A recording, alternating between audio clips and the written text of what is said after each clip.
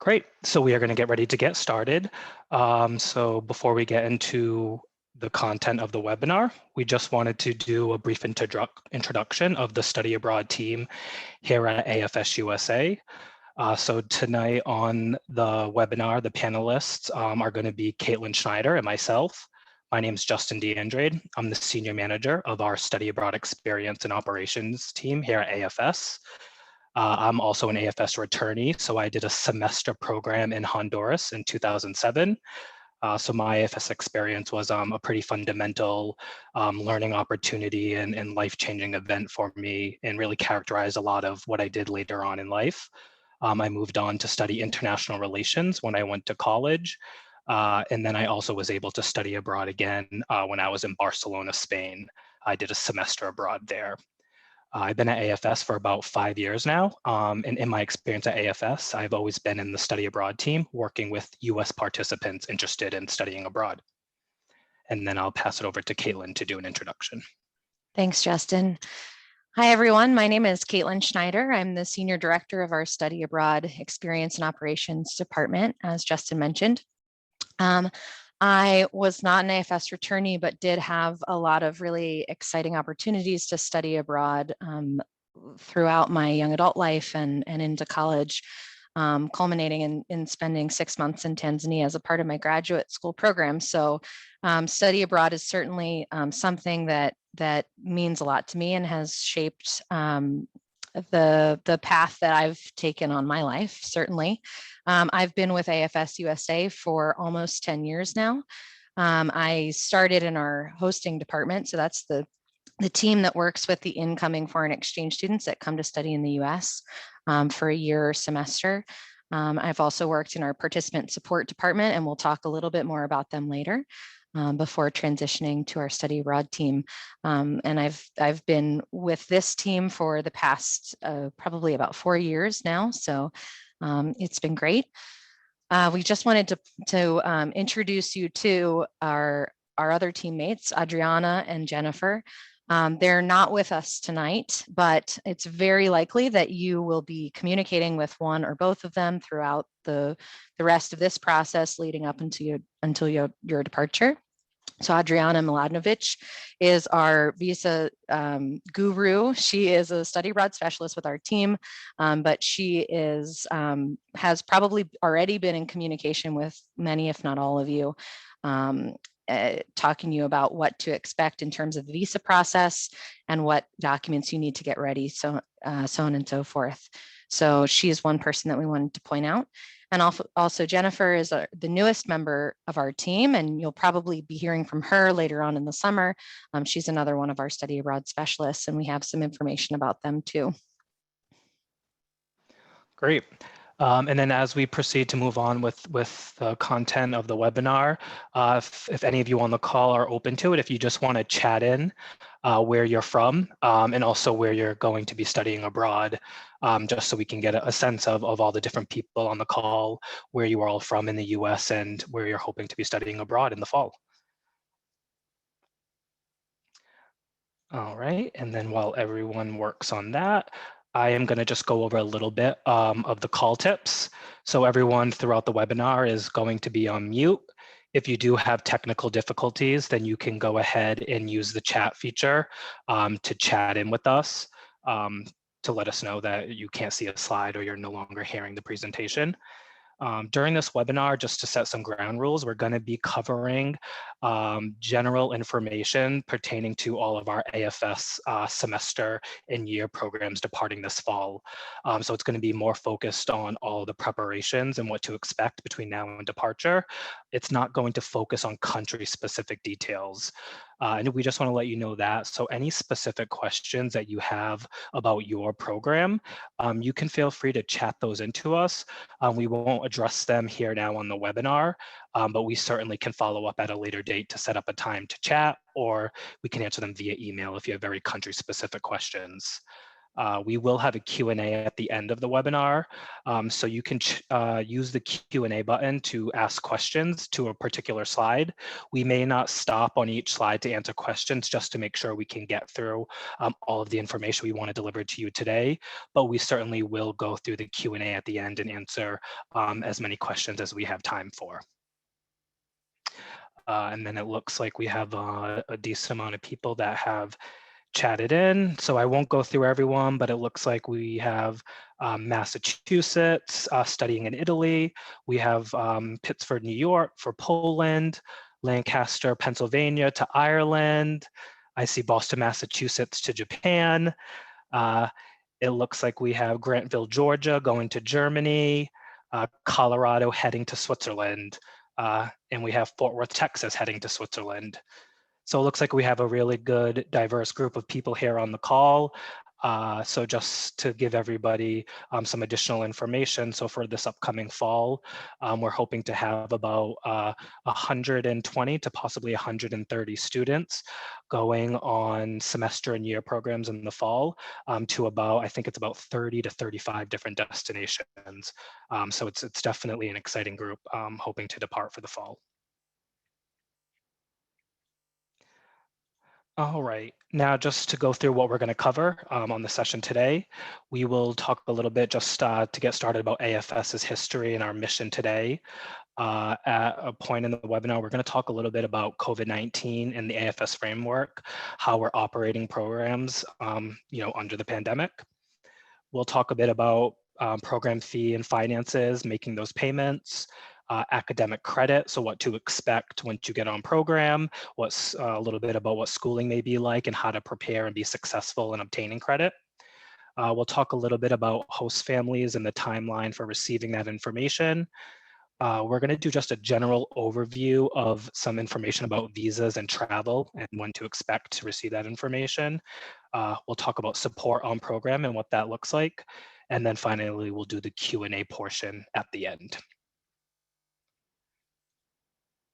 All right, so to get started, we have a poll with a couple of questions just to sort of gain how much knowledge the group has about AFS's history and sort of how we started and what brought us to becoming an exchange organization.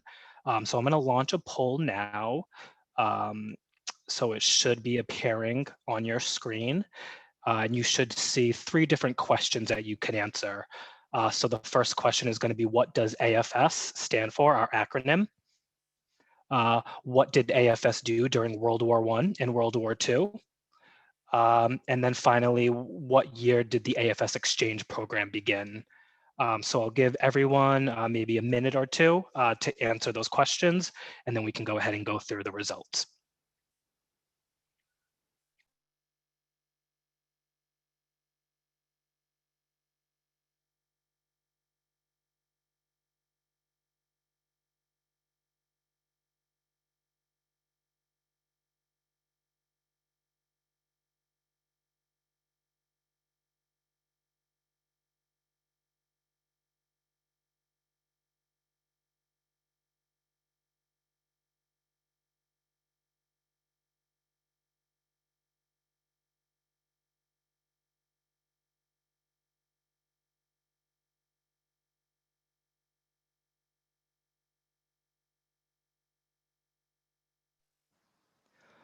All right, it looks like we have about 80% of the group that has voted. So I'll give it just a couple more seconds and then we can end it.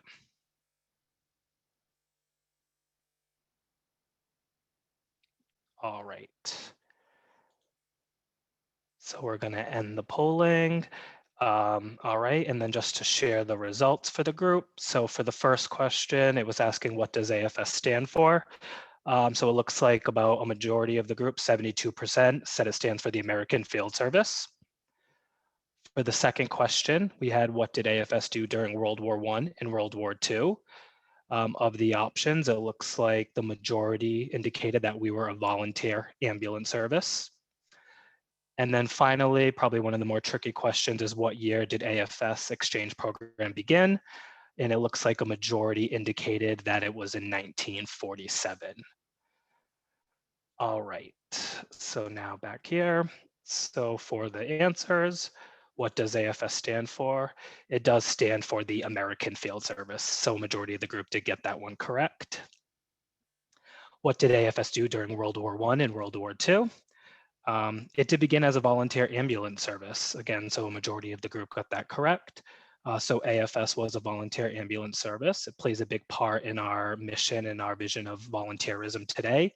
And a great part of that in our history was that the ambulance service did attend to wounded on both sides of the conflict. And then what year did the AFS exchange program begin? It was founded in 1947, so a majority of the group got that correct as well. So our organization was founded to continue to build one-on-one relationships that tear down walls and build bridges between cultures.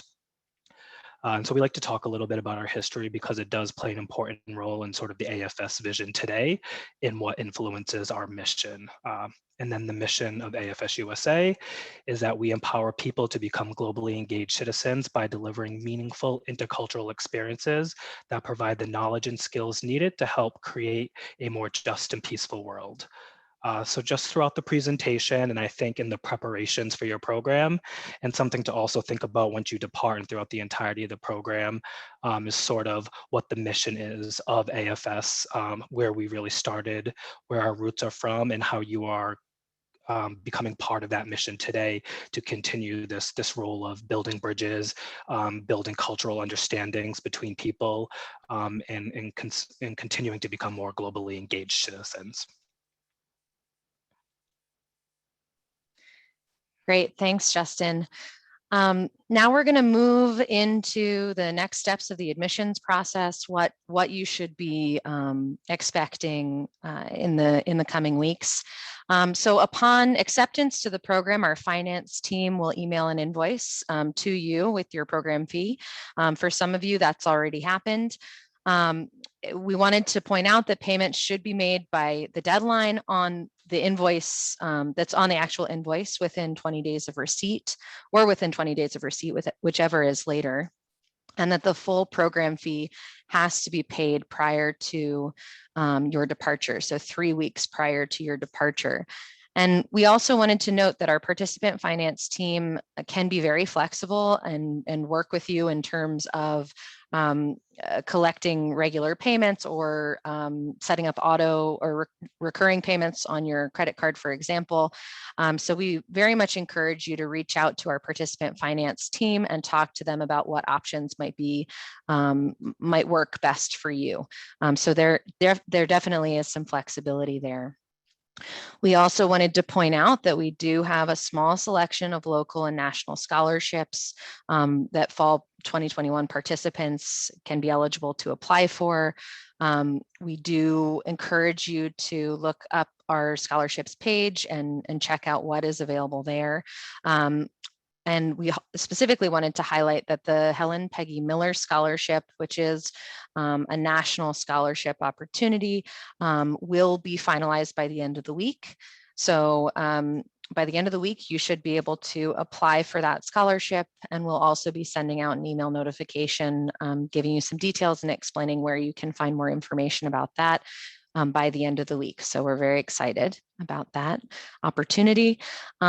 And finally, I also wanted to mention that we do have a tool that allows you to fundraise from your social network, from your local community.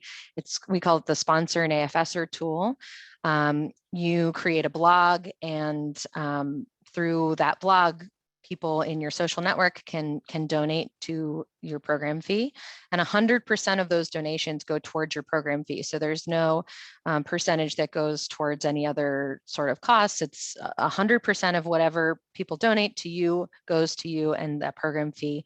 And if for whatever reason you don't end up going abroad, 100% of those donations are refundable back to those that donated. So it's a great tool. It's very easy. It's easy for you to kind of pass that out to your local community, family members, friends, and it's an easy way for them to donate. So we really wanted to point it out and encourage you to take advantage of that opportunity. The other piece of information that we wanted to share is about your host families, right? That's one of the most exciting parts of the process, is getting linked with your host family. So we just wanted to take a couple minutes to talk about how that process works. Upon acceptance, the AFS Partner Office will begin the host family placement process. Justin or I will share that information with you via email as soon as it becomes available to us. And we'll also post information about it on your AFS dashboard. So be sure to check both your email and your dashboard for any updates about your host family placement. Most students receive their host family information in the 4 weeks leading up to departure. So don't be discouraged if you don't hear right away about your host family placement. You know, it's a very lengthy process, and we are a volunteer-based organization. So our volunteers are working hard, and volunteers in your host country are working hard finding the placement. So don't be discouraged if it takes a little bit longer, but you can always reach out to us for any questions that you might have. Some participants also might be placed in a welcome family. We use welcome families relatively often if we want to make sure that a participant can depart for their program on the scheduled date, but we're still looking for a permanent placement. So it's very possible that you might be placed with a welcome family. And if that's the case, we will notify you, and you'll be aware of how long you'll be staying with that family and what the details are. And you'll receive their host family application as you would with a permanent family also. So we just want to remind you that the application review and acceptance decisions can take 6 to 8 weeks. Many of our AFS offices are in the final stages of reviewing applications, but if your application hasn't been accepted, be rest assured that Justin and I are working with our partners to ensure that your application is accepted as quickly as possible. And we might have some follow-up questions. Some of you have probably already heard from us asking for some follow-up information. And so just be aware that we're working on that part of the process, and we'll get it resolved as soon as we can. And just a last note that we will be providing the contact information for our participant finance team on the last slide, along with some other contact information. But their contact information is also available on that invoice that they emailed to you. So that's how you know where to reach them. Great. And then I did see that something came in through the chat. So I'm happy to address it now. A question was about host family placements and the visa process, if it would be enough time. So depending on the destination, each destination has its own visa process with certain requirements. Some destinations may require that you are placed with a host family in order to apply for a visa. And our partners abroad, they're aware of that, and they know the timelines for their visa. So their goals are always to place students as quickly as possible to allow enough time to apply for a visa.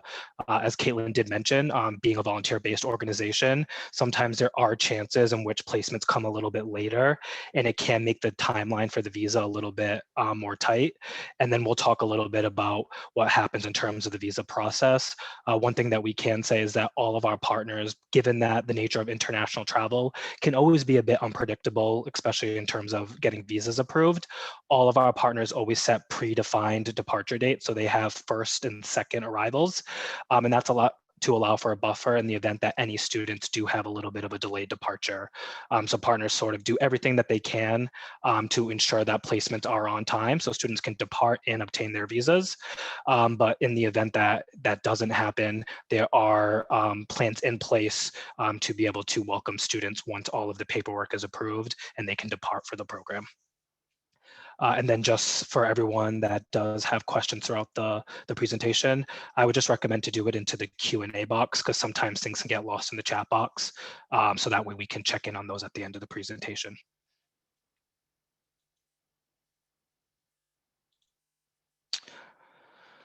All right, so once students have been accepted into the program, the dashboard does update.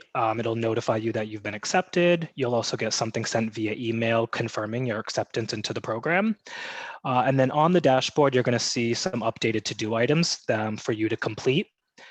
So the health form addendum, that's a health update form that AFS requires for our year and semester programs.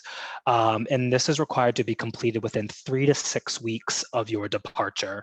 And the reason that we have this form as a requirement is that we just want to ensure that there has been no significant changes to your health history since the first time that you had completed the health certificate. In many cases, depending on when a student applied, they filled it out, more than 10 months ago. So it's another way just to confirm that there isn't anything else AFS should be aware of. And just so everyone knows on this call as well, that if there are any changes to health history, this could be, some sort of recent diagnosis, some injury, a change to medication, anything like that. AFS does ask that you inform us of that immediately. The sooner that we know about that, we can inform our host partner abroad and just ensure that it wouldn't cause any challenges or issues with your continued participation on the program. Some of you may have also noticed a language proficiency pre-assessment task on your dashboard. This is something that's exciting and new that AFS is actually offering this year for some of our participants, depending on your program. So AFS, we're working with the ACTFL assessment of performance towards proficiency in language called the APPLE test. And what this is going to be is a way in which AFS and our participants can be able to sort of figure out what their language acquisition was throughout their exchange experience. So what it's going to be is a computer-based assessment. It's going to be supervised typically by a parent or guardian. That's going to be taken at home at the end of your AFS program.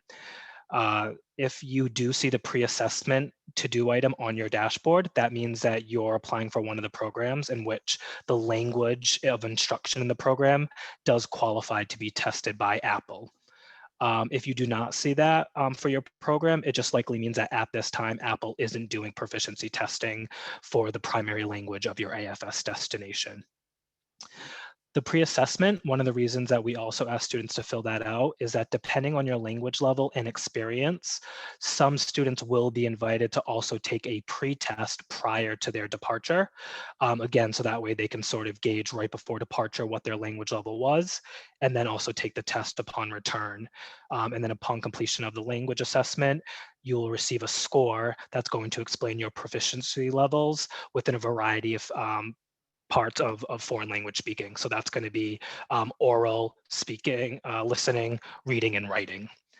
And for anyone that doesn't get invited to the pre-assessment at the beginning, please note that if you are part of one of the qualifying languages, you will be invited, all of you at the end of it, to still take a pre-assessment to also get that score, because that score can be used for a variety of things. In some cases, it could be used to fulfilling all of your language requirements for your school here in the US, or potentially as well as within college. And then also, depending on your state, there's also a seal of biliteracy that taking this language pre-assessment may allow you to qualify for.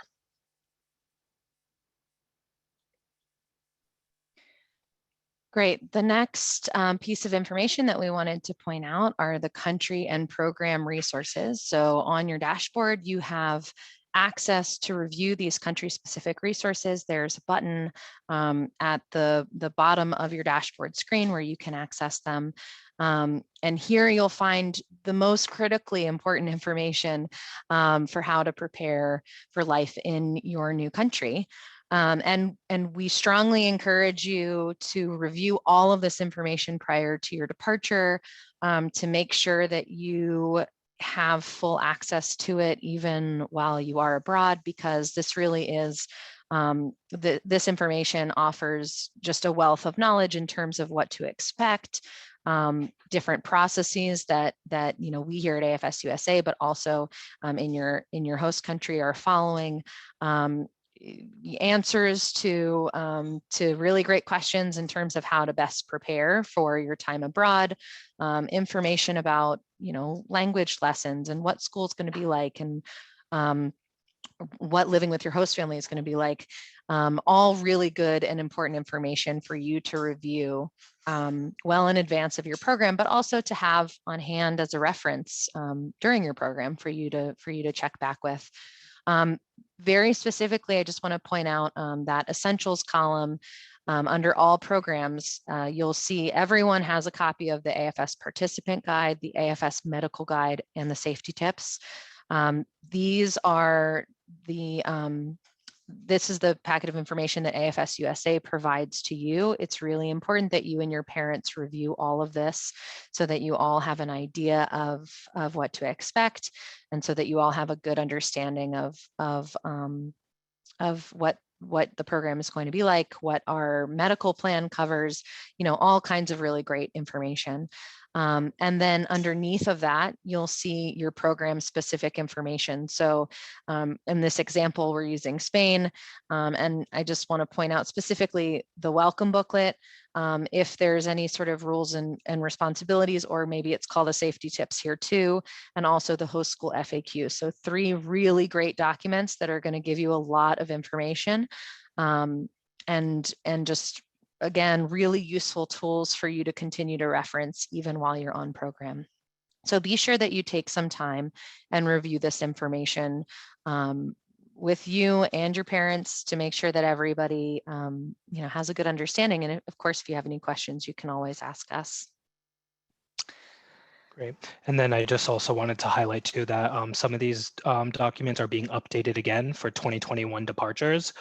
So if you do go in and see one that might be a little bit outdated, we're in the process with working with many of our partners to update them. And what we typically do as well is about 3 to 4 weeks prior to your departure, you'll get a reminder email to go back in there and just do another review of the resources just to make sure you have the most up-to-date information. That's right. So next, we want to talk a little bit about school and academics. One of the questions we most often answer is, does AFS guarantee academic credit? And you've probably already asked one of us this question. And the answer to that is no, that we can't guarantee that you'll receive academic credit for your time on program.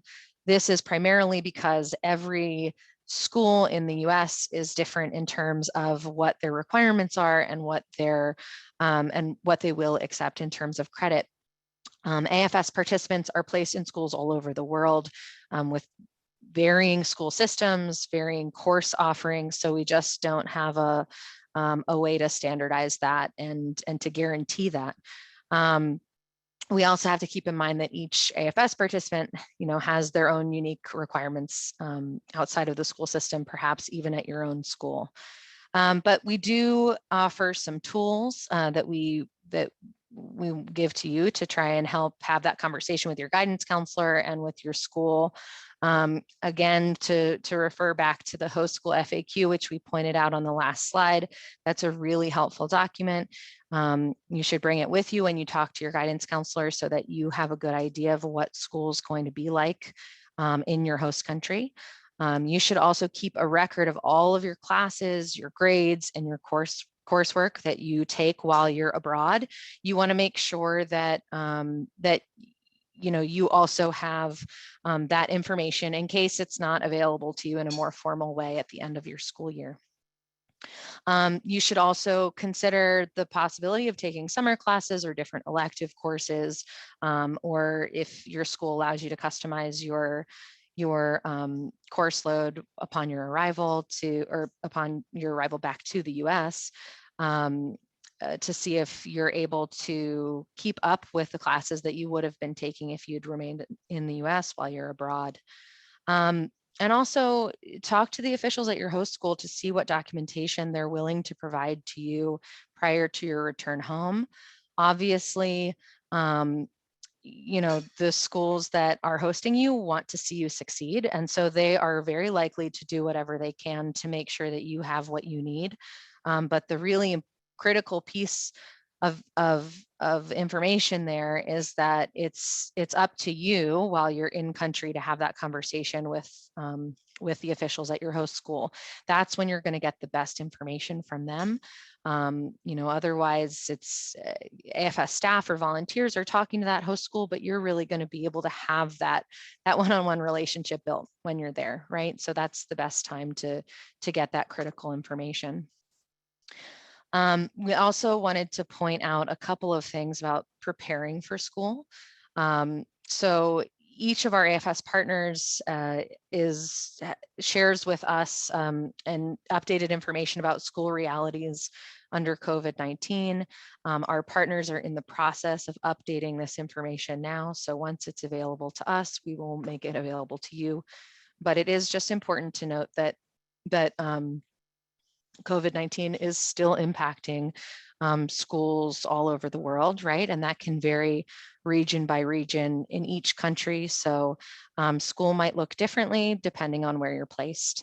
The most important piece of information that we want to stress is that you should be prepared to either go into a school that's using a hybrid model of both in-person and or remote learning, and you should be prepared that your school could move towards a hybrid model once you're already there, right? So we want you to be prepared for that possibility. We strongly encourage you to bring a laptop with you on program. If not a laptop, then a tablet or an iPad, something else that can keep you connected. That will also come in handy when you are participating in some virtual orientations during any potential quarantine periods, things like that. So just a couple of pieces of information we wanted to highlight to you. And of course, if you have any questions or concerns about this, let us know.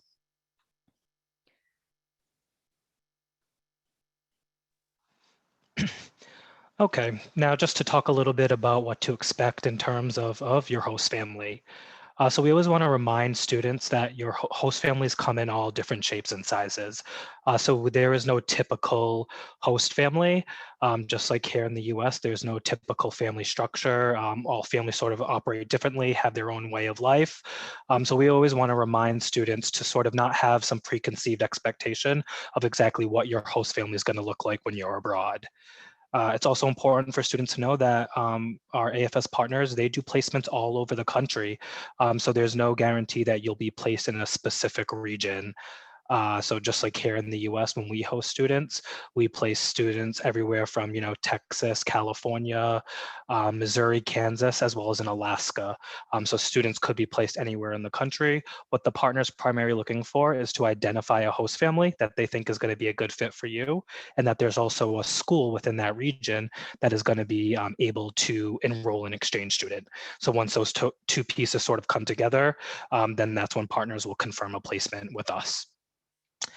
Host families can come with specific timeframes. So as Caitlin mentioned, in some cases, a partner may have a welcome family. This is a family that has agreed to host a student for a shorter period of time in order for the student to depart and arrive on program as planned. Sometimes a host family, in particular when it can be more common with the year program, a family that has agreed to only host for maybe the first semester. And so you may hear us use a language that's called a permanent multiple placement. What this means is that the family hasn't yet doesn't yet want to agree or isn't ready yet to commit to hosting for the entire year. So they may host you for a period of anywhere from 4 to 6 months. And then in some cases, they may decide to extend if the placement works out well. They may extend for the duration of the program, or the AFS partner office will have another host family placement for you.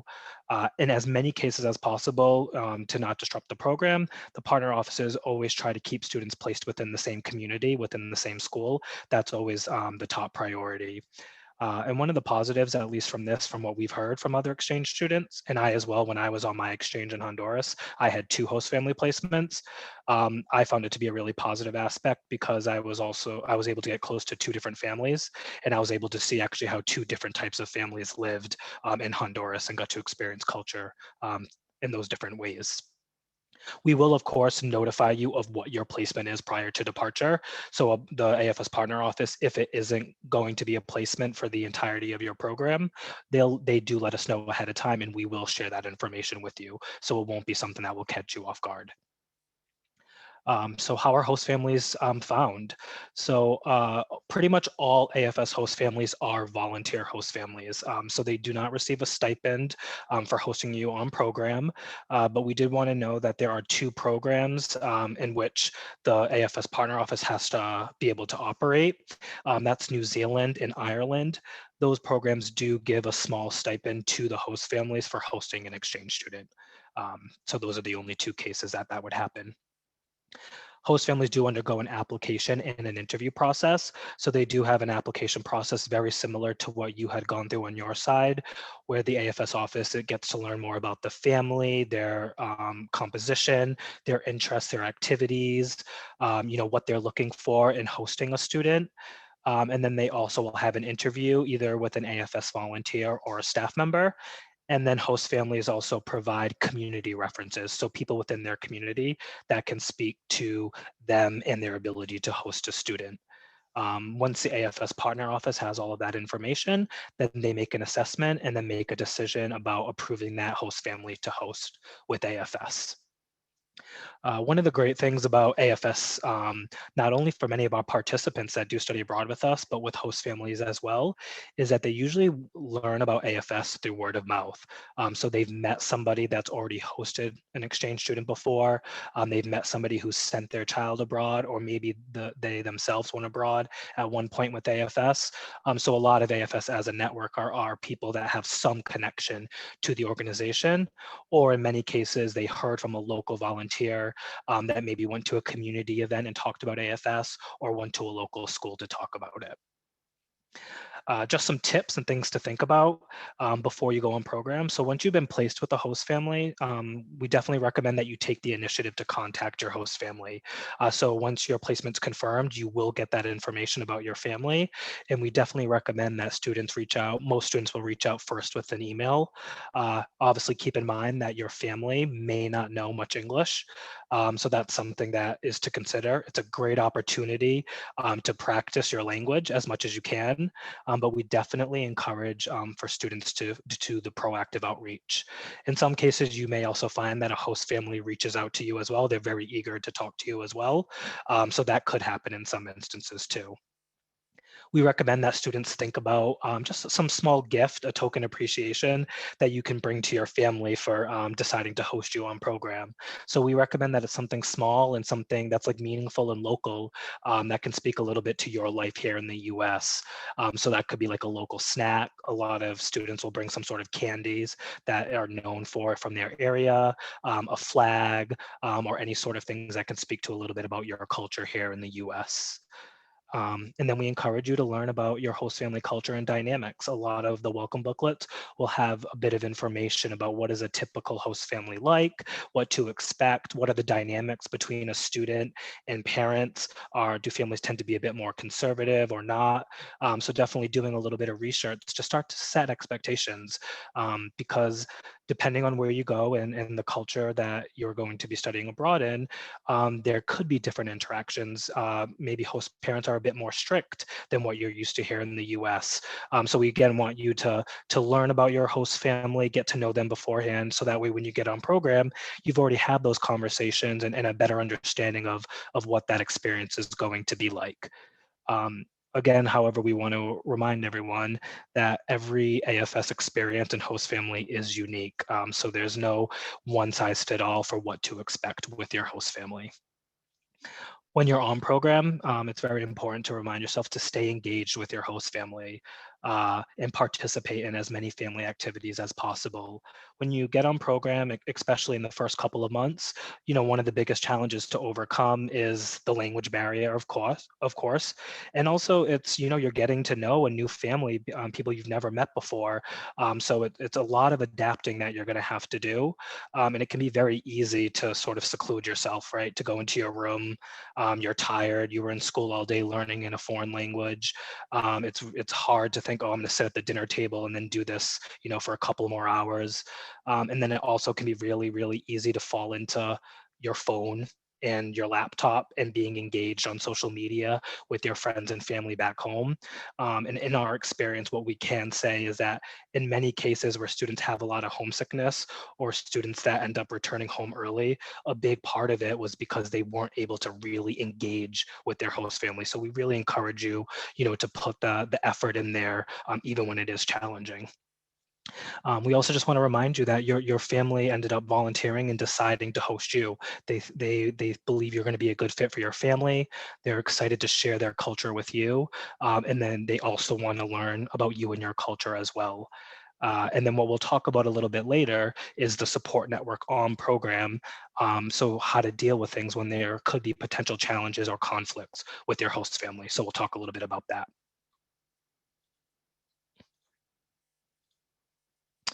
Okay, and then another obviously important piece of this is about language acquisition. So for our year and semester programs, if you're not going to an English speaking destination, they're full immersion programs. So you're going to be living with the host family. Your host family may not know any English or very little English at all. And you're also going to be taking all of your classes taught in the local language. So when you are abroad, I would just say any English classes that you're going to have access to, they're typically going to be English as a foreign language. You're also going to be enrolled in classes with local high school students as well, learning the same lessons as them and doing the same activities as them. Just keep in mind that language learning takes time, so you have to be patient. Of course, you're going to get more out of it the more that you put into it. But for many exchange students, and I can speak to my experience as well, I had had a couple of years of Spanish before I had departed on my program to Honduras, and I felt super, super confident. And then when I got there and I was fully immersed with locals speaking the language, and that was all I was hearing, and the slang they were using, local terminology, and the speed in which they spoke, I found out very quickly that I didn't have the level of Spanish that I thought that I had. It was a bit overwhelming, but again, the ideal part of that, of the full immersion piece, is that it's going to push you to really improve your language skills while you're there. It's important to keep in mind that the teachers at your school administrators, officials, they do know that you are an exchange student and that you're learning in a foreign language. What they're really looking for, and what we found with AFS students, is that when you arrive there, they're not looking that you're going to deliver and perform in the same way as your peers. What they're really looking for is that you're engaged, you're making an attempt, and that they're seeing improvements throughout your exchange. And then when you're at school, just don't forget that in many cases, you may have an official, a teacher, or somebody at the school that is sort of the person that exchange students can check in with. You also have a local liaison, and then also your host family. So if you are struggling with the language, you can speak to people about that and let them know what you're struggling with and see what you can do to sort of try to get ahead of it. So again, for me personally, I was having some struggles with language, and so I did work really closely with my host brother and my host mother a couple nights a week, where we would go through language exercises that I brought with me. I'd go through my homework and practice with them, and it really helped me improve. Check out the language resources on Culture Trek. So we provide some free resources for you to check out before you go. There's a lot of online tools that you can use. And then some AFS partners, and they'll confirm this with us, will provide some sort of online language learning prior to your program departure. Typically that may be Rosetta Stone. And then again, study as much as you can before departure, listening to music in the language, watching TV shows, all of those things. The sooner you can do that, it can help prepare you to be more successful when you get on program. And then, as I mentioned before, during your program, avoid the comfort of communicating and relying on English. And a big piece of that is being on social media all the time, defaulting to the English channels on television, as well as music. So those are just some other piece of advices that we have.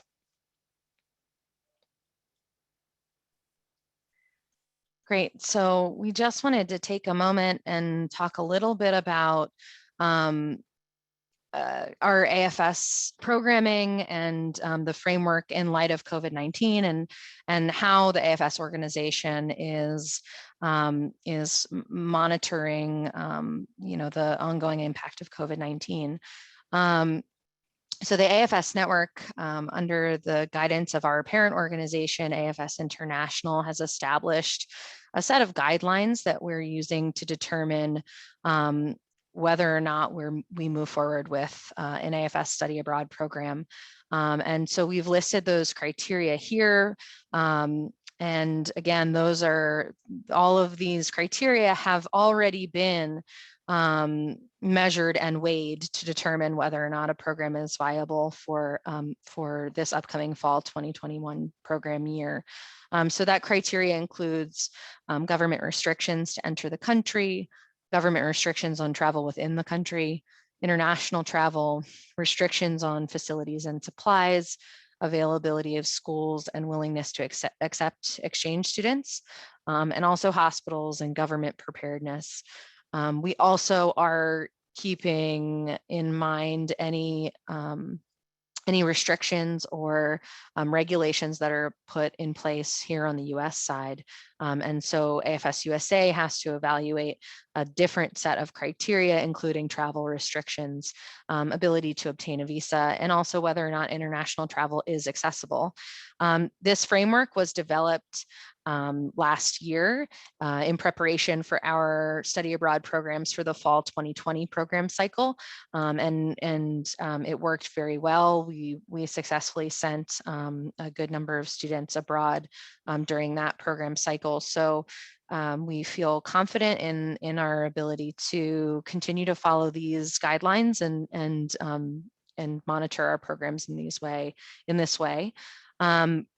It is an ongoing monitoring process, and we will keep you, all participants and families, posted if anything changes. But we just wanted to give you an idea of what that framework looked like.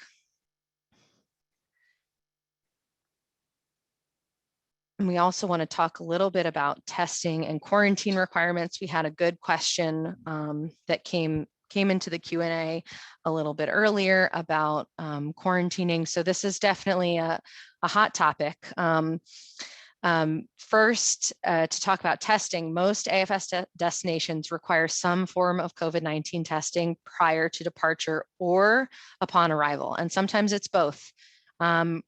Most countries require that travelers obtain an RT-PCR test within 48 to 72 hours of their international flight. And we highlighted here that rapid antigen tests are not accepted. We've learned that the hard way. And we really want to stress this RT-PCR test, and within that 48 to 72 hour time frame, because airlines won't let you board if you do not have the physical copy of those negative test results in hand. And that is exactly what they're looking for. They're looking for RT-PCR tests. There are lots of different names. As we've discovered over the past year, there are many different names for the different tests. There are lots of different regulations that different testing facilities have in terms of when they'll be able to get results back to you. But this is a critical piece of information, because the airlines are only going off what what information they have, and the information they have comes directly from the government of the country that they're planning to fly to. So it's really critical that you make sure that you adhere to having that PCR test within the time frame on your person when you prepare to board. And of course, we will let you know what the exact requirement will be for the country that you're going to. So if it's 72 hours before departure, we're going to let you know. If it's 48 hours before departure, we're also going to let you know. So we'll be sure to share all of that information with you, and we'll be able to answer whatever questions that you have. Some countries also require additional testing upon arrival. So that's another thing to keep in mind. Participants are responsible for obtaining the correct COVID-19 test within the window, as I've already mentioned. Testing prior to departure, upon arrival, or upon return to the US is not covered by the program fee. So bear that in mind. If there is additional testing, you want to be prepared to be able to cover that cost, especially once you arrive in country. But keep in mind that while on program, your AFS medical insurance does cover COVID testing if it's ordered by a medical professional, and it also does cover it does cover treatment of COVID-19 should you contract it while you're abroad. Also, another thing to keep in mind is that currently the US has a regulation of requiring a negative PCR test within 72 hours of returning home from international travel. So obviously a lot is probably going to change between now and when your exchange year is ending. But we also wanted to point that out because there might be additional instructions that we will give you or your host country will be giving you in order to prepare for your return back to the US. In addition to the negative COVID-19 PCR testing, there are also additional quarantine requirements for some of our host countries. So depending on the rules, the quarantine rules of your AFS host country, participants might have to quarantine in a hotel upon their arrival or with their host families. Typically, this quarantine period has lasted anywhere between 7 and 14 days. In the event that you do need to quarantine upon arrival to your host country, we will again share that information with you well ahead of time so that you have so that you're able to prepare. But also I wanted to point out that the AFS hosting partner is also prepared for that quarantine period, and every incoming hosted student will be quarantining with you. So not just the other Americans that have gone to that particular country, but also the hosted students that are coming in from all over the world. Your host country has likely prepared some sort of virtual orientation for you during that 14-day quarantine period. So there will be activities for you to participate in. You will be able to get to know one another and so on and so forth, although it will be virtually. But those orientations and activities will be prepared. Some countries require that participants obtain an additional PCR test in order to end their quarantine. And again, there could be additional costs that are required for the quarantining period, and those aren't covered by the AFS program fee, but they will be communicated to you as soon as we have that information confirmed with the hosting partner. And if you have any questions or concerns, obviously, about what the regulations are in the country that you're destined to, you can reach out to Justin or myself and we'll give you what information we have now. But it is just important to bear in mind that especially with the summer coming up, I think that we are expecting to see a number of changes in the regulations for different countries in terms of entry requirements. The question that was asked earlier is if you're, and I see it now in the Q&A also, what happens if you're vaccinated?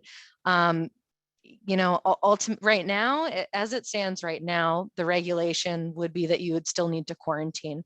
That could change, right? But we also wanted to share some additional information about getting vaccinated and thinking about as certain countries are beginning to implement new rules for vaccinated travelers. AFS does not require that a student or host family obtains a vaccination in order to participate in the program. However, some countries may require COVID-19 vaccination for visa or entry purposes. We haven't seen that yet, but we have certainly heard talk of it. And so that's something that we're monitoring, and we will certainly update you about as we have more information. As we state here in the slide, it's a fluid situation. So different policies are being implemented in different ways and at different times. And that means that, some of the questions that we don't have answers to yet are whether or not the vaccines that are accepted by the FDA here in the US and being utilized here in the US, are those vaccines going to be recognized throughout Europe or throughout Asia? Or will certain countries require or only recognize certain vaccines? We're not sure, but that's something that we're going to continue to monitor, and we will update you on as soon as we have that information. And of course, all of those changes could then subsequently impact whatever testing or quarantine requirements might exist for you in your program. Obtaining a vaccination once you're on program would be subject to availability and regulations within your host countries. In some countries, vaccinations aren't yet available to people under 18. Also, they're not available to non-citizens. So those are things to keep in mind. And obviously the decision and any cost that would be associated with obtaining a vaccine during the program would be the responsibility of our participants and their host families. Just quickly, just trying to scan the questions that are in this Q&A since we're on the topic. Yeah, I was going to say maybe we pause for a couple just because it seems like this is where a lot of the questions are coming from. Certainly, yeah. So again, if you are vaccinated, we don't know yet what that means, right? We're waiting to hear from the governments of the countries that we're sending to what that might mean. And we are expecting that we will hear some updated information soon in preparation for summer travel, right? Everyone's kind of expecting or perhaps hoping against hope that tourism will come back in some way, shape, or form, especially between the U.S. and Europe, for example. So we're expecting some updates on that soon. With COVID, will there still be a 3-day orientation upon arrival to the country? Yes, there still will be orientations, albeit they will likely be virtual. It depends on each country, and that's information that Justin and I or our travel team will be sharing with you in the different messaging that we'll be giving to you between now and your departure. But the host country will have an orientation still for you. It just might look a little bit different than it has in the past. Is there supervision during the quarantine time? Yes, certainly. There will be volunteers and or staff on the premises, and they're working with, in the case of the quarantine happening in a hotel, they're working with hotels that they've been working with for a year. So they have a very good system set up, but there certainly will be people or AFS staff or volunteers on the premises 24/7 and available to supervise and also help with any emergencies that might arise. And the last question here. I gather a program would not be canceled solely because the schooling would be remote only, correct? If a student cannot go to school or socialize or are in lockdown, does that mean that the program in that country will fail? We do have students that are in Italy comes to mind. In Italy, some of the schools are fully remote, and we have students that are on program and are enjoying their experience. As Justin mentioned before when he was talking about the relationship with the host family, AFS programs are really about the intercultural experience and the relationships that you're building with your host family, and yes, with your host community too, with your classmates, and you're still able to do that and build those really solid relationships, even though you're doing some of that relationship building virtually with your school, but you're still getting that time with your family, learning how to live life as an Italian or as someone from Switzerland or as someone from Japan. That isn't taken away from the program. The language acquisition that you're getting, the cultural immersion that you're getting, those things are still present. So we don't feel like that means that the program fails, right, or would fail in and of itself. And we also are hopeful that we're going to continue to see reduced restrictions as time goes on and as the vaccinations or vaccination efforts continue throughout all of our hosting partners. Mm-hmm. Yeah, and I would just, add to that as well. Part of the preparations for your program is that as we mentioned before, the AFS partner offices, they share with us what is the update for the school situations. So, being in the pandemic, as Caitlin mentioned, we're hopeful that things are going to improve, but I think what we've all learned over the course of the past year and a half is that there's a lot of unpredictability still with it. So we want to empower you all with the information that we have available when we have it available. And it's a personal decision for families to decide, is this going to be is this what I envisioned for my experience, and is this the right thing for me? And there's also the idea of something, there could be the school is in person at departure, and then they have to move to a virtual model because of a change in the pandemic on program. That's a likelihood as well. So again, it's as an organization, what we've learned over the past year is providing the resources and the activities for students to still feel engaged. So again, many partner offices were organizing activities with all of the exchange students on program to interact with each other, interacting with the host families, all of those sorts of things to keep people engaged. But the idea is that we're gonna, when we have the information, we deliver that to you, so that way each family can make an informed decision about their AFS program. And then also to add on to that in terms of the vaccination effort is that it's not going to be equal across the globe, and it's not even equal here in the US either. So while things seem to be, turning the corner here, and we're hopeful, that may not be the case in each country, which could impact what's going on in terms of restrictions, entry requirements, as well as what school is going to look like.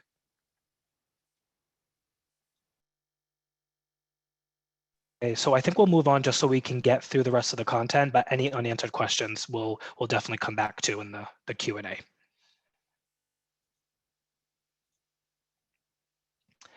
Okay, so we just wanted to do a brief overview of what to expect in terms of visas. So each, depending on the destination and where you're studying abroad, each participant is going to receive a set of guidelines that are going to outline the steps that are required for you to travel as a student to your host country. And we cannot highlight this as enough, is to be sure to read through the instructions as thoroughly as possible. Many visa processes can be super complicated, and for anyone that hasn't applied for a visa before, a lot of the terminology and the way to do things can be super foreign and confusing. So we encourage you to read through the instructions, and then if you have questions, you can reach out to our visa team, and they'll be happy to clarify those things for you. Just another piece of advice I would say for any of you that have already started receiving the emails from our visa team, I always recommend that a participant's parents, that you create a folder just specifically for anything visa related, because you're going to be there's a lot of moving pieces and preparing for your exchange. So you'll get emails about orientations, other webinars, travel, all of those things. So a lot of it can get lost in it. So just a piece of advice that I've learned from working with students in the past is create a special folder just for the visas so you can be on top of everything. So depending on the country of choice, some of you may be able to enter the country as a tourist and apply for a residence permit or some sort of visa extension once you get to country. Other students are going to require that they have the visa or residence permit in hand in order to even travel for their program. And our visa team is confirming that with our AFS partners and sharing that information with you. One thing that we did learn over the past year and a half is that many of the countries that students could enter as tourists, that changed because of the pandemic, and many countries closed off completely to tourists. So visa processes had to be adjusted in order to allow students to still travel and enter the country. So we're monitoring it. We're trying to make sure we have the most updated information, but we should all be prepared, again, as things like vaccination rollouts occur, as the situation of the pandemic is monitored over the couple of months. Visa processes are always subject to change based on any rules that a government decides on. So we mentioned that there. We have found that countries that did close down, we are slowly seeing many of them open back up. And what we found is that when borders did close, each country had a list of approved travelers, people that were exempt from the border restriction. And how we found is that many countries are slowly adding different groups to that list. So even though borders may still be closed to tourists, many countries that we worked with over the past several months added students as a list of approved travelers. So if you were traveling with the purpose of studies, you were allowed to enter the country. So we continue to work closely with each of our AFS partner offices to make sure we have the most updated visa information and any hurdles that we may run into. So please continue to follow the guidelines that are sent by AFS unless we instruct you otherwise to do so. And what you'll also see within each of the guidelines is we provide a set of criteria of what the typical visa process is for a country. However, certain consulates may have their own unique requirements. So something that we have experienced is that the Spanish consulate in San Francisco may have 2 additional forms that they want that the Houston consulate didn't ask you for. So in the visa guidelines, you'll also see that there's a step to go to the consulate that has jurisdiction over where you reside or the visa processing agency and ensure that you're also verifying what their requirements are. And we always encourage you if there's any any inconsistencies or anything that seems like doesn't make sense that you read to the consulate or that doesn't make sense with our guidelines, certainly always reach out to us and we can always help you out to confirm that information. Delays in visas are common. They've been common pre-COVID, and they are likely to be something that still will happen. Again, a lot of these processes are being dictated by governments that are incredibly bureaucratic and can be very slow. So we want to set that expectation with you all that each year we do always run into some visa delays. And again, for that reason, our partners are prepared with additional arrival dates so we can make sure we can get you on program once it's been approved. Of course, you cannot depart on program unless you have the visa that is needed for the duration of your program. So this means that the AFS partner office tells us specifically the visa or residence permit requirement that they need as a participant on the AFS program. In many of the countries that you're going to, AFS is the sponsoring organization that is going to allow you to obtain a student visa. And so we have to follow those guidelines set by the AFS partner. And we really don't have the ability to say, oh, could I just travel on this shorter visa and try to figure it out once I get on program? We really need to ensure when it comes to something dealing with immigration that our participants have the paperwork and the approval that they need to travel for the duration of their program. All right, and I already mentioned the pre-planned dates. So again, just a reminder that we're going to give you a set of guidelines, but obtaining the visa is the responsibility of each participant and any costs associated with obtaining that visa. Verifying that with the country's consulate, embassy, or the processing agency to make sure that you have all of the correct documentation that you need. Some documentation you're going to have to prepare on your own. So something typical could be a birth certificate. And other documentation you may need to receive from AFS, and we call those your support documents for your visa.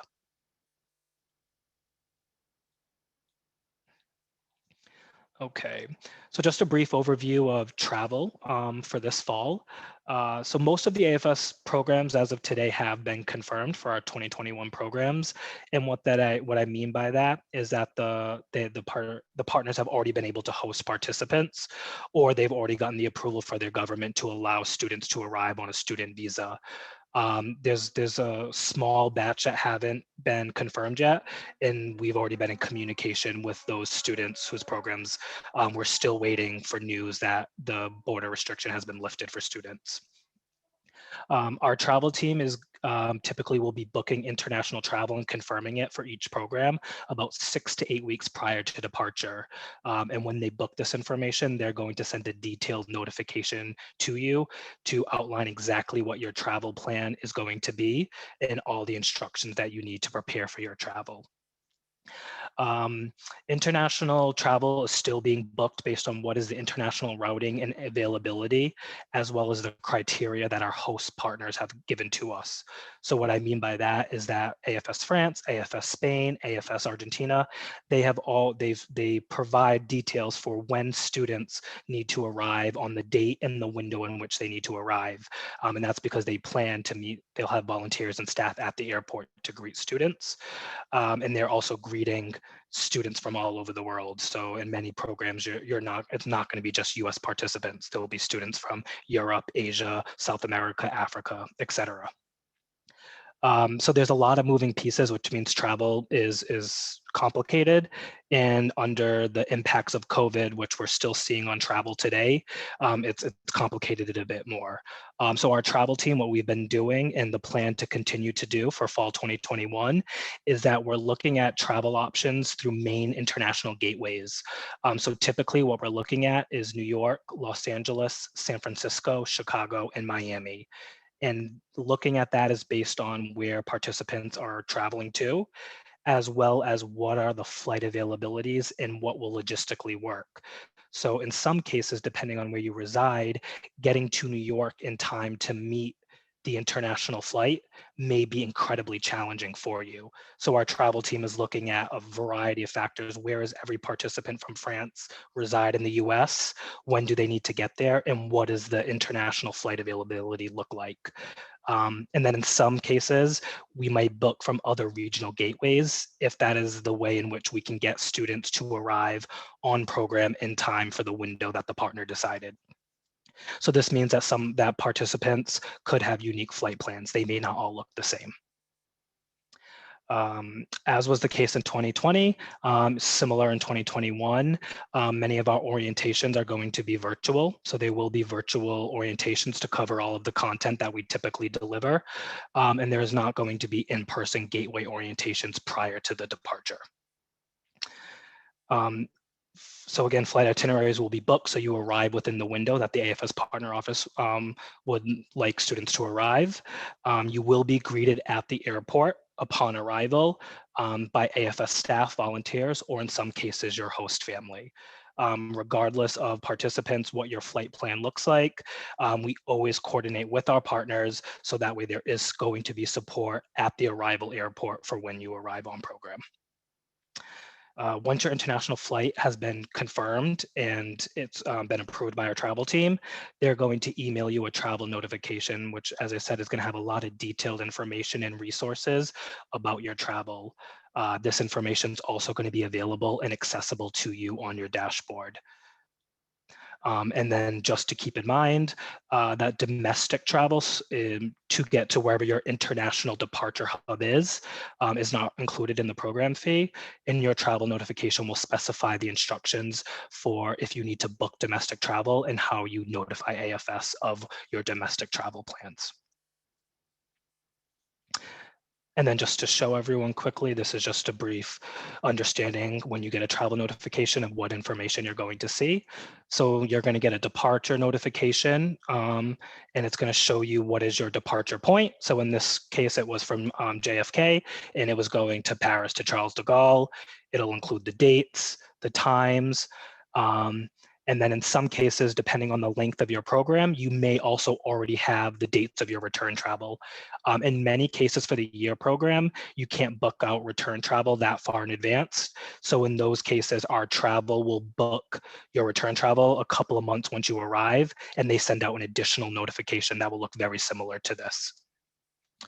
So when you get the notification, be sure to read through the entire travel notification. There's going to be a lot of links like the takeoff booklet, special instruction section, travel plan memo. Our travel team puts a lot of detailed information to let you know what exactly you need to do to prepare for your international departure. Review the luggage restrictions in the takeoff bulletin. So AFS will provide general guidelines for what most international airlines will accept for your checked baggage. We really advise you not to overpack. AFS doesn't cover any excessive luggage fees.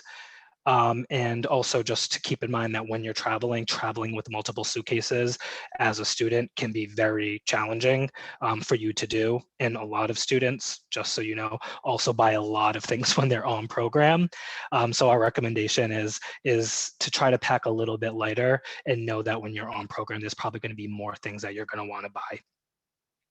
And then don't forget to review the travel FAQ that's located on your dashboard. It's just going to have some generic information about what to expect for travel, but the more specific information for your travel plan will be sent to you in that notification.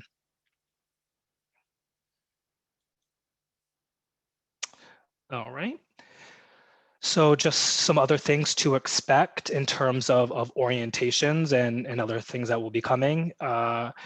After this, you may be receiving some additional invitations to attend some more preparatory materials. So one of them is going to be the online pre-departure orientation.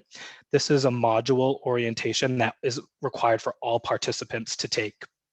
It's going to cover the content for this orientation is more focused on how to be successful during your exchange. So it's going to focus more on intercultural learning concepts, learning a little bit about what to expect in terms of understanding culture, communicating in a foreign language, dealing with challenges when you're on program. So that'll be something that you'll receive access to and will be required to complete prior to your departure. This year, there may be some local pre-departure orientations that may occur as well. These are live sessions. So this will depend on the local AFS area team and the chapter and what they have decided or are able to do. This could be based on the volunteers that they have within the team, but as well as what restrictions are in place. So some teams may send you an invitation to attend an in-person local orientation. Other teams may do a local virtual orientation.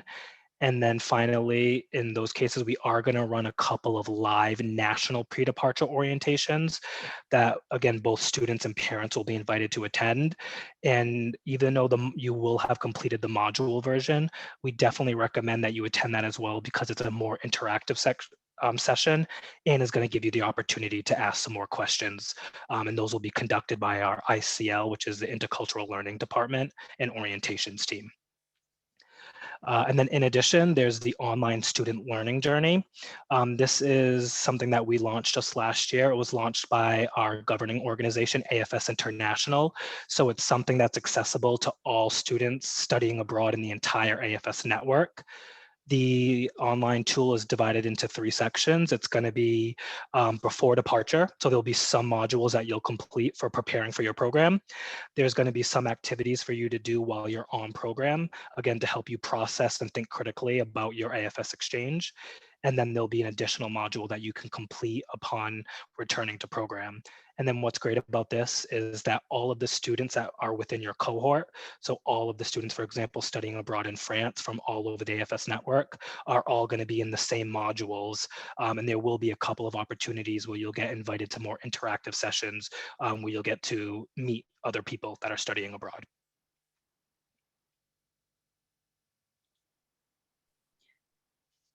And finally, we wanted to talk just briefly about support on program and what that means. So once you depart for your program, your point of contact is going to transition from the study abroad department to the participant support department. And that's a really important transition. You and your parents will receive an email notification with letting you know that that transition has taken place, and also giving you the contact information of our participant support team and letting you know how to best get in touch with them should anything arise.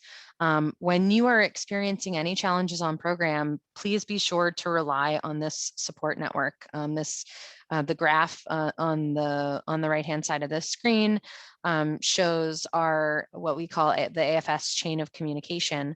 It's a really integral piece of how we operate and how we manage, the variety of challenges that can come up when you're on program, not only for you, but also for your parents, right? Because everyone is participating in this experience in one way or another. And parents, your primary point of contact will be the AFS-USA participant support team. You will be assigned a specific participant support staff member, and they will be your contact for any issues that come up, any questions or challenges that you're having. They are your go-to person for support while your child is abroad.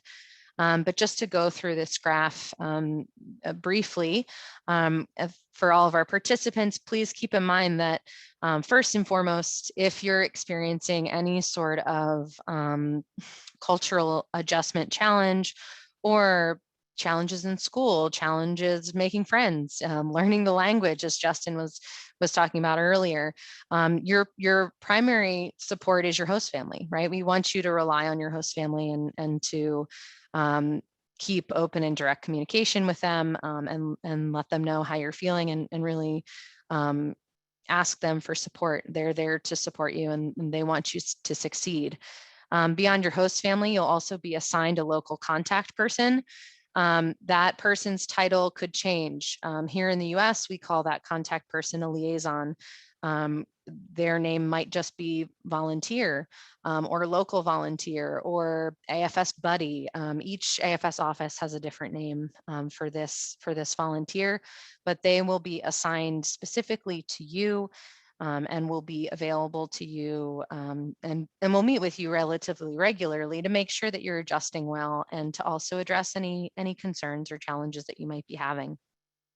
Beyond that local person, there's also a local support team, and that's a team of volunteers that would also be available to provide additional support beyond that local contact person.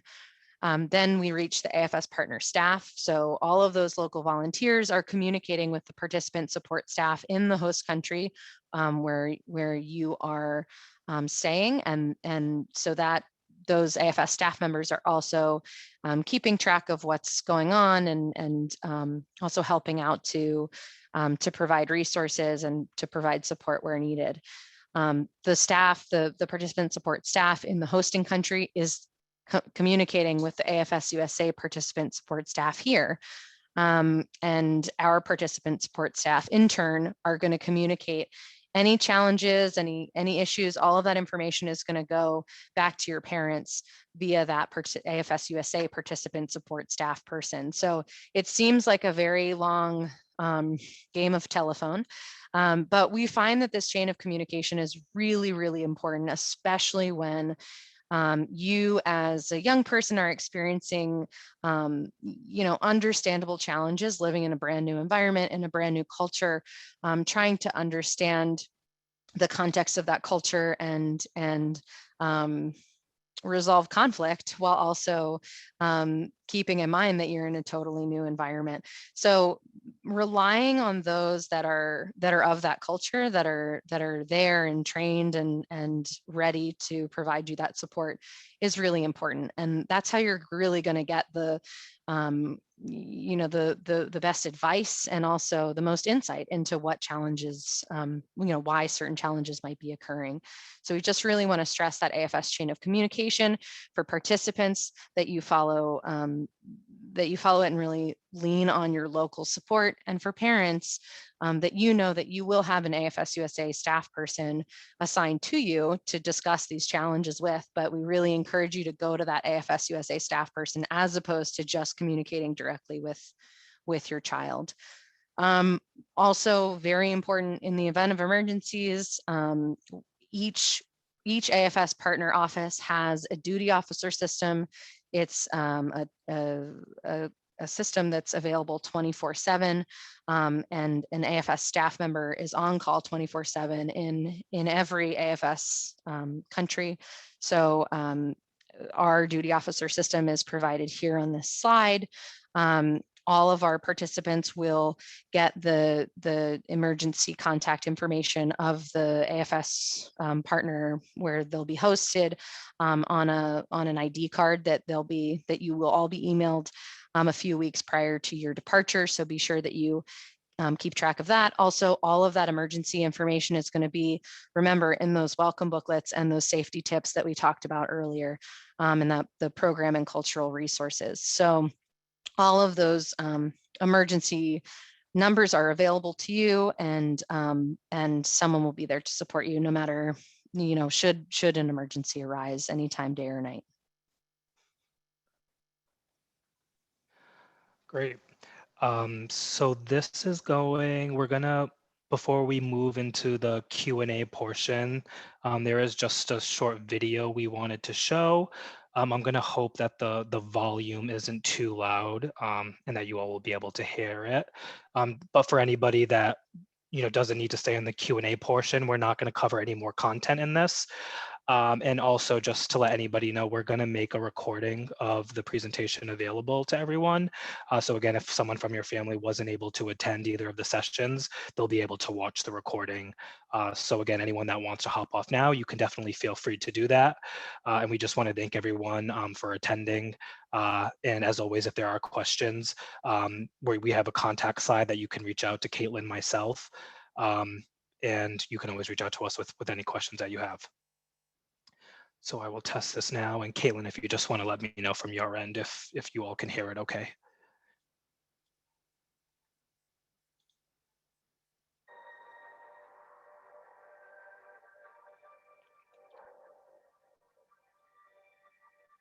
You think all Americans are rich? You thought all Egyptians are Muslims? That my country is poor? They asked me if we have like camels and we are parking them.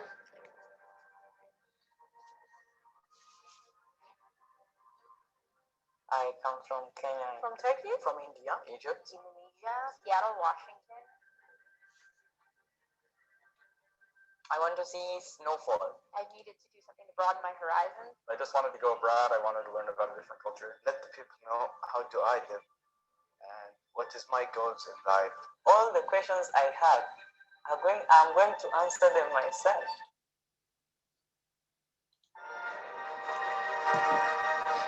I was hosted in Tucson, Thailand, Massachusetts, Florida, Mumbai, India, and Michigan, Seattle, Washington.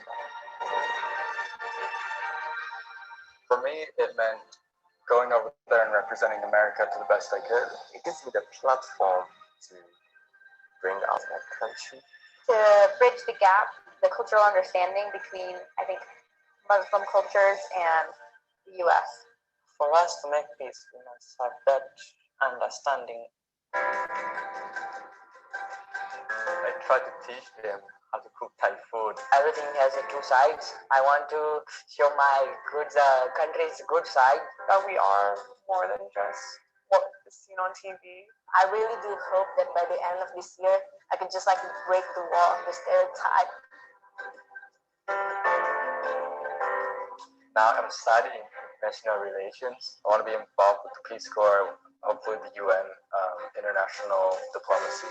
That culture becomes part of your life, and that's something that is indescribable.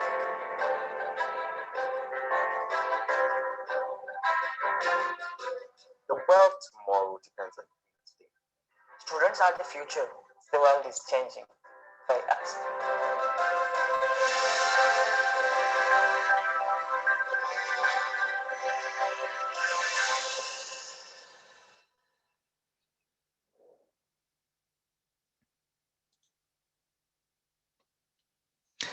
Okay, great. We just wanted to end that with, something a little just inspirational, and those are all returnees either hosted here in the US or that studied abroad with AFS, just as a reminder to sort of how impactful this experience can be, and something for you all to keep in mind throughout your exchange.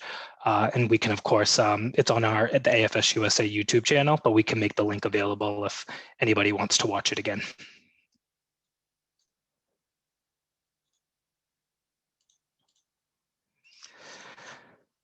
Okay, so now we're just going to go to any of other questions that have not yet been addressed in the Q&A to see if anything else comes up. We also just wanted to let everybody know some of the primary contacts for you to reach out to depending on the questions. So again, Caitlin and I, you can reach out to us with anything related to the application or program specifics. If you have more questions about sort of, what it might look like on program, anything COVID specific, certainly reach out to us with those questions. Anything visa related, you can reach out to Adriana in our visa department. You can reach her through the sending visas at afsusa.org. Any questions about your program fee and payments, setting up payment plans, recurring payments, or to talk with our finance team about sort of the deadlines and when you'll be able to make those payments, you can reach out to them directly at participantfinance@afsusa.org. And then once our travel team does book the travel logistics, they'll be your point of contact if you have travel specific questions. So that's going to be, it's afs.sending.travel@afsusa.org. However, if there's any questions you have about travel prior to receiving the notification, you can continue to send those to Caitlin or myself. All right. And then again, for anyone that doesn't have any questions and is ready to hop off the call, we just want to thank you again all for joining. I know we covered a lot of content and there will definitely continue to be more questions. Do keep in mind there's going to be more invitations to additional preparation materials prior to your departure. So keep an eye out for those and all the things that we can do to help prepare you all to have a successful exchange. So thanks again for everyone that attended.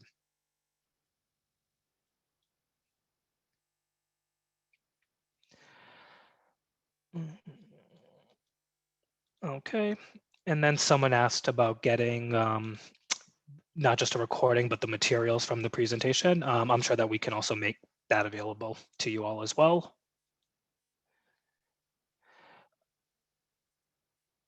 Okay, we have one question. Visa-wise, what do we put for the host person or organization? Does that differ for everyone? How should we obtain the address? Yeah, that'll depend on the visa process. In some cases, that person is going to need to be your host family. So depending on the visa, it could be that you need to wait until you're placed with the host family. However, in some cases, the contact person can also be an AFS staff member at that office. So we confirm that with the partner about what will be acceptable to put in for that section. So again, anything very specifically related to your visa process, if you want to email that to the visa team, and they can give you a response based on your destination and what that visa process is. There's another question. Is there a way to get a general sense of the timeline? How long before school starts do you get there? Certainly that's something that either Justin or myself can best answer for you, and we can always reach out to the partner to get specific timelines. But I think generally speaking, your arrival date is going to be very close to the school start date. That's generally how the partners determine when their arrival dates are. But of course, you know, I know that in Sweden, for example, the schools don't start on the exact same date. So some kids might arrive a couple days before school starts. Some kids might arrive a day or two after school starts. So it really depends on the country. So be sure to reach out to Justin or myself, and we can try to get you as specific a timeline as we're able.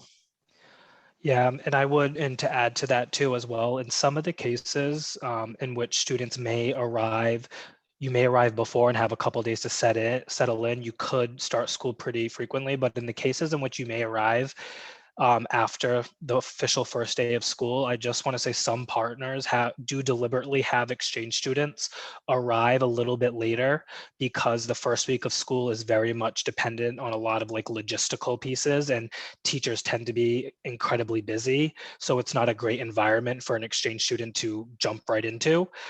So there could be cases in with that. So, you know, in most cases, partners are making the best decision to sort of make that first couple of weeks of your program as easy of a transition as possible.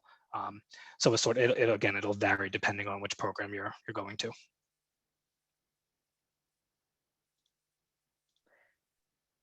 And I think that speaks to, yeah, you got it. Great.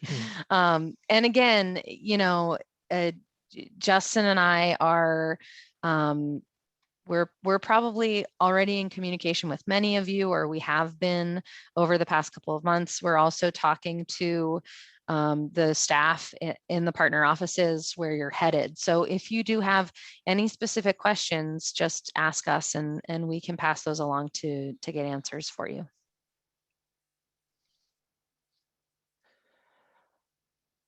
Okay, we got a question about the type of school, a form about asking the type of school we may be interested in attending. Should we care or be open to whatever schools, or should we really be looking at what courses we can take home with us that our school might accept? I think that varies. So I'm not sure. Some AFS destinations may have you fill out a school form prior to your program. and that gives them a little bit of idea and figuring out a good school placement for you. So in some cases, they may use that information to do the school placement. If you, again, when talking with your guidance counselor, if there are certain things that you really need to do while you're on program or figure out before or after in order to stay on track to graduate, then certainly try to see if you can align your schooling to meet that. But again, in all cases, a lot of it can depend on where you're placed within the country and school availability and what courses that school offers. So even though there may be, the program to, Spain may have certain types of schooling that you can go to, but certain schools are still going to have their own course offerings. Just like here, even if you live within the same state, one school district may have a set of courses that they offer or that they need for graduation requirements. That might not be the same for another school. So I think as much as possible that you can work with your school here to be flexible. Try to do as much as you can before or upon return from your program, and then really have an honest conversation with your guidance counselor about what you need to accomplish on your exchange to stay on track. Another question that came in: has the French departure date been decided? Yes, we have the arrival date from AFS France that they have requested from us, and that is September 3rd.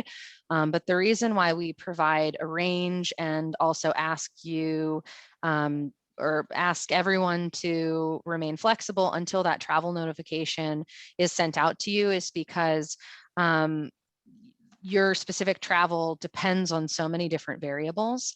We want to make sure that you're not specifically planning for a September 2nd departure for months and months and months, only to find out that students have to actually travel on September 1st for reasons X, Y, and Z. So that's why we do ask you to keep the the couple days before and after a planned departure date available, because that travel could change.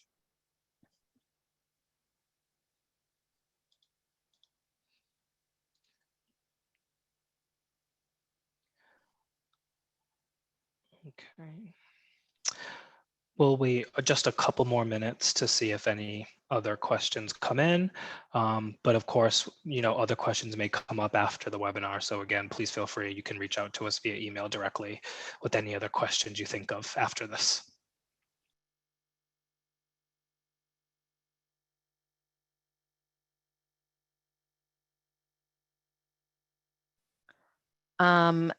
Our September dates generally early in September. Yes, I would say that most usually by all of the first arrival dates are usually if they fall in December or September, sorry, excuse me, that they are early September.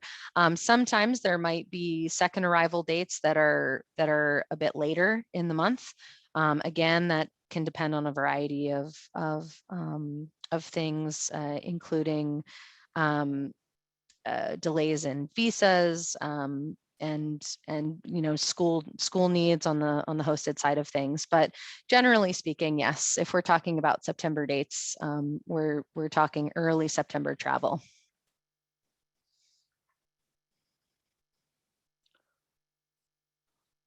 There's another question here. Do students typically get placed in the equivalent of their grade level in their destination country, or do they get put a year behind? That is a really excellent question. It totally depends on where you're going. Justin or I are able to give you more specific information based on your host country. But it's, in an ideal world, you would be placed in a grade that's as close to the equivalent of your current grade, or with students that are around your age. There are a variety of reasons why that might not be possible. For example, many high schools in Europe, during their final year of high school, students are preparing for entrance exams into university. Our hosting partners will not place you in that final year of high school because the it's just a totally different system. It's not, you know, the coursework is not the same.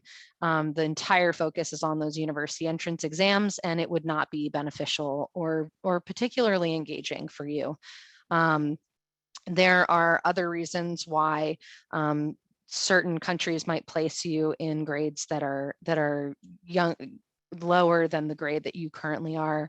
And a lot of that just depends on, again, the coursework specifically, also just generally what the regulations are in that country in terms of hosting foreign exchange students in their schools. So it really does depend, and I would encourage you to reach out to Justin or myself, and we can try to get you some more specific information.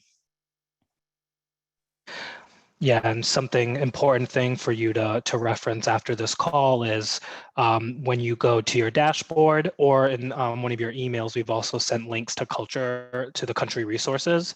And on that country resource page, if you go to your program destination and you look at the host school FAQ, there could be some more information about typical grades that students are placed in, as well as what are some common courses that you could expect to take while on program. So that's always a good starting point. And then if you need any further clarification, certainly reach out to us and we can see if we can get you an answer.